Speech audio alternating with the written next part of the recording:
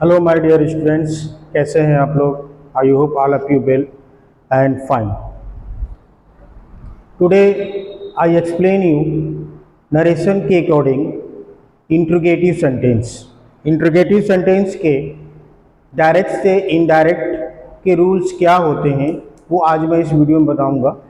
सबसे पहले मैं आपको बता दूं कि जो एसरेटिव सेंटेंस के रूल हमने पढ़े हैं वो इंट्रोगेटिव सेंटेंस के रूल भी लगभग सेम ही होते हैं।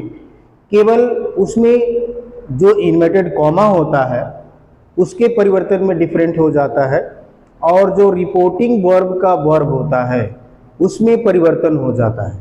ठीक है, और कोई परिवर्तन नहीं होता है। बाकी जो एसरेटिव सेंटेंस के जो रूल हैं वही रूल इस पे भी काम करते हैं। ठीक है ना, तो आइए स्टार्ट करते हैं।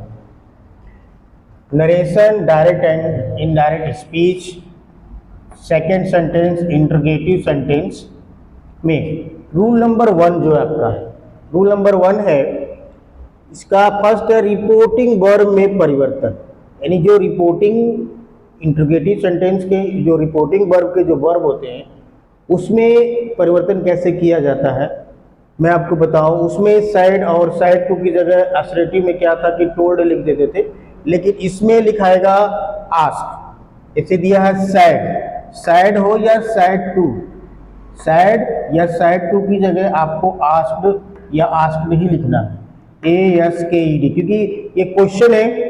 इंट्रोगेटिव सेंटेंस में क्वेश्चन ही पूछी जाती है, इंक्वायरी ही की जाती है, तो क्या लिखते हैं हम, आस्क्ड लिख देते हैं। से खाली दिया हो तो आस्क खाली लिखेंगे, सेज दिया हो तो आस्क हो जाएगा। ठीक है ना, और विल शैल से दिया, विल या शैल से दिया हो तो विल या शैल आस्क हो जाएगा। वैसे इन सब का यूज बोर्ड के एग्जाम में रियल केस में ही देता है, ज्यादा करके आपको साइड या साइड टू का ही यूज किया जाता है। ऐसे सेंटेंस ही ज्यादा करके मिलते हैं हम लोग को। ठीक है ना, ये रियल केस में मिल जाते हैं, इसलिए मैंने पहले ही आपको बता दिया ताकि आपको बाद में कोई दिक्कत ना हो। रूल नंबर 2 आपका है, यदि रिपोर्टेड स्पीच का वाक्य किसी हेल्पिंग वर्ब से शुरू हो तो, हेल्पिंग वर्ब से शुरू हो तो कॉमा और इन्वर्टेड कॉमा के स्थान पर इफ या वेदर का प्रयोग करते। यानी एसरेटिव सेंटेंस में कॉमा और इन्वर्टेड कॉमा की जगह हम दैट का प्रयोग करते थे, लेकिन इंट्रोगेटिव सेंटेंस में हम कॉमा इन्वर्टेड कॉमा की जगह इफ या वेदर का प्रयोग करेंगे यदि रिपोर्टेड स्पीच का सेंटेंस किसी हेल्पिंग वर्ब से स्टार्ट हो, यानी कि हेल्पिंग वर्ब से जब क्वेश्चन किया गया हो तो। जैसे example, he said to Salvi, he said to Salvi, do you like to eat coffee, do you like to drink coffee. ठीक है ना, तो डू क्या है, ये हेल्पिंग वर्ब है।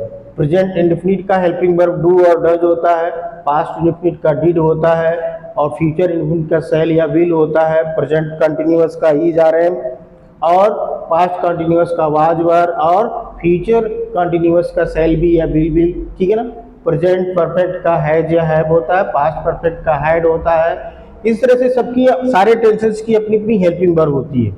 तो हेल्पिंग वर्ब से अगर क्वेश्चन पूछा गया है तो कॉमा इन्वर्टेड कॉमा की जगह हम इफ या वेदर का प्रयोग करते हैं। तो आइए, पहले तो एसरेटिव सेंटेंस की जगह जो सब्जेक्ट है रिपोर्टिंग वर्ब का ही हमने वही लिख दिया। सेड टू की जगह हमें आस्क्ड लिखना है। क्या लिखना है, आस्क्ड हो जाएगा, और साल्वी ऑब्जेक्ट है तो साल्वी ही रहेगा। कॉमा इन्वर्टेड कॉमा की जगह इफ या वेदर का प्रयोग करना है तो हम इफ का करेंगे। अब क्योंकि एक चीज और बता दें कि जब डायरेक्ट से इनडायरेक्ट बनाते हैं इंट्रोगेटिव सेंटेंस का, तो डायरेक्ट में तो वो सेंटेंस रिपोर्टेड स्पीच जो है इंट्रोगेटिव में होता है, लेकिन जब हम उसको इनडायरेक्ट में चेंज करते हैं तो वो सेंटेंस आपका क्या हो जाता है, एसरेटिव हो जाता है। तो यहाँ इफ का प्रयोग कर दिया, और सब्जेक्ट क्या है आपका, यू सब्जेक्ट है। मैंने बताया था एसरेटिव में कि सेकंड पर्सन का प्रोनाउन रिपोर्टिंग वर्ब के ऑब्जेक्ट के अनुसार बदलेगा। तो ऑब्जेक्ट क्या है, साल्वी है, और साल्वी की जगह यहाँ क्या यूज करेंगे, हम सी का प्रयोग करेंगे। ठीक है ना, और उसके बाद हम टेंस में परिवर्तन करते हैं। तो टेंस आपका डू दिया है तो प्रेजेंट इंडेफिनिट ही होगा, सिंपल प्रेजेंट ही होगा। तो सिंपल प्रेजेंट सिंपल पास्ट में चेंज होता है, तो लाइक के क्या हो जाएगा, लाइक्ड हो जाएगा, क्योंकि इसमें सेकंड फॉर्म का यूज होता है। Like to drink coffee. मैंने कहा कि इंट्रोगेटिव से वो सेंटेंस एसरेटिव हो जाता है, ठीक है। इसका जो थर्ड रूल है आपका, यदि रिपोर्टेड स्पीच का वाक्य किसी क्वेश्चन वर्ड, यहां तो हेल्पिंग वर्ड से था, लेकिन इंट्रोगेटिव वर्ड क्वेश्चन वर्ड या इंट्रोगेटिव वर्ड से भी तो क्वेश्चन पूछे जाते हैं, से शुरू हो तो कॉमा और इन्वर्टेड कॉमा के स्थान पर वही क्वेश्चन मार्क, वही क्वेश्चन वर्ड का प्रयोग किया जाता है। यानी कॉमा एंड कॉमा के जिस क्वेश्चन वर्ड से क्वेश्चन पूछा जा रहा है, बाद में उसी को कंजक्शन के रूप में प्रयोग करके हम उसका जो है कॉमा एंड कॉमा की जगह प्रयोग कर देते हैं। जैसे एग्जांपल आपका दिया, he said comma and comma why are you cutting green tree, why are you cutting green, ये इंट्रोगेटिव वर्ड है आपका, ठीक है ना। तो ही रहेगा आपका, सेड की जगह आस्क्ड हो जाएगा, और कॉमा एंड कॉमा की जगह यही वाई जो है आपका कंजक्शन हो जाएगा।